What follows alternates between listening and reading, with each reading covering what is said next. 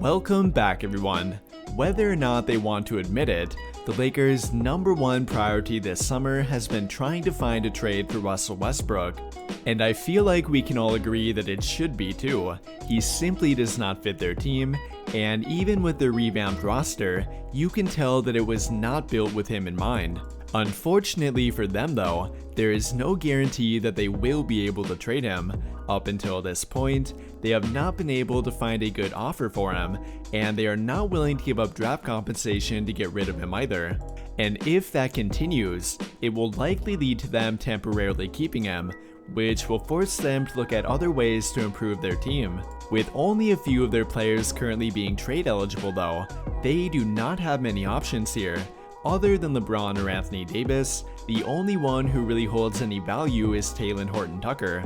Along with that, he is not a good fit on a team with Westbrook, and it would really be unfair to his development to force him into a similar role compared to last season. He quite obviously was not meant for that, and I cannot imagine that would change this season either. THT is a guy who needs the ball in his hands to be effective. He is not yet a reliable three-point shooter, an effective off-ball mover, and the opposing team will oftentimes even leave him wide open, which would make him the clear choice to be traded if Westbrook remains on the team. What might they be able to get in return for him though? And would it even be worth trading him for a team that may not be a contender anyways? We will talk about exactly that in today's video. Without further ado though, let's dive right into it, and we'll begin by looking at a deal with the Detroit Pistons, which would involve trading for a player that has been linked to them on many occasions already. And that player happens to be Alec Burks, who although is now on a different team than before, he is still very likely available. In fact, he is probably even more available than before. Out of every player on the Pistons, he is one of only 3 guys who are 30 years or older, and he quite obviously is not a part of their future. I cannot imagine that Detroit wants to keep him, and rather, they would likely prefer to move him for a younger, developing player that better fits their timeline. And that player could be THT, who has a nearly identical salary to Alec Burks, and with their current trade values, not much draft compensation would need to be included here either. I'd love to think that the Lakers could get a second-round draft pick here, but then again, we do need to remember the Laker trade tax, which unfortunately is definitely a real thing. Regardless though, I do not believe they would have to give up a draft pick here, and if they are trying to make a win-now move, trading for Alec Burks would fit that criterion. A quality 3-and-D player, and one who would provide them with more shooting. He would be a definite short-term upgrade over THT, and I think this would be a fair and realistic trade for them to make. Now moving on to trade number 2 though, and here we have a deal with the San Antonio Spurs, who will actually be our trade partner for 2 different trades. The first deal that could be made with them would involve Doug McDermott, and given his relatively low trade value, the Lakers might actually be able to get a draft pick in return here. The deal I have in mind for them would include THT and Wendy and Gabriel being dealt for Doug McDermott and a 2023 second-round draft pick. Not just any second-round draft pick though, but the one that belongs to the Indiana Pacers. And why is that important? Well, it is because they likely won't be very good, which could potentially give the Lakers a draft pick within the 30th to 35th overall draft range. We know how effective they can be with those draft picks too, and if a trade like this one would be on the table, they would definitely have to think hard about it. Even though it would not be ideal to take on McDermott's contract, it's not like it's a very large one, and in reality, he would be a very good fit for their current team. They need a movement shooter like him, and one who has proven to be reliable.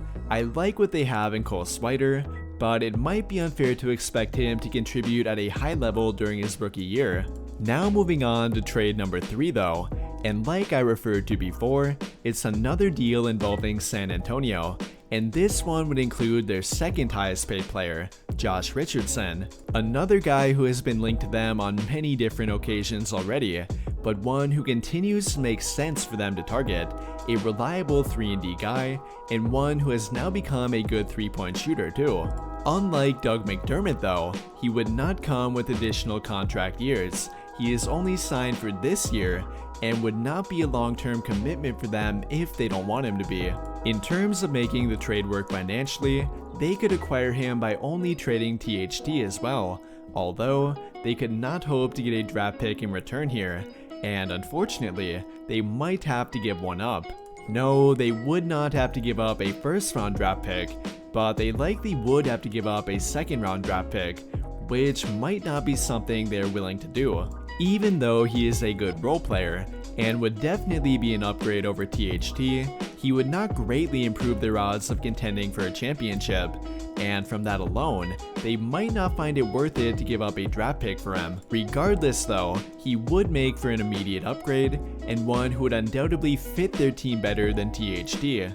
But now moving on to trade number 4, and here we have a deal with the Oklahoma City Thunder, which would include THT and 2 second-round draft picks being traded for Jamichael Green and Kenrich Williams. I am being a bit optimistic here in regard to draft compensation, as the Thunder have reportedly demanded a first-round draft pick in return for Williams alone, but I'm trying to call their bluff here. I mean, don't get me wrong, I love Kenrich Williams too, but I don't think he's worth that much. And if they fail to trade him by this year, he might end up leaving them in free agency anyways. Then with Jamichael Green, he is clearly not a part of their future, and while he does remain a solid role player, he does not have a ton of trade value.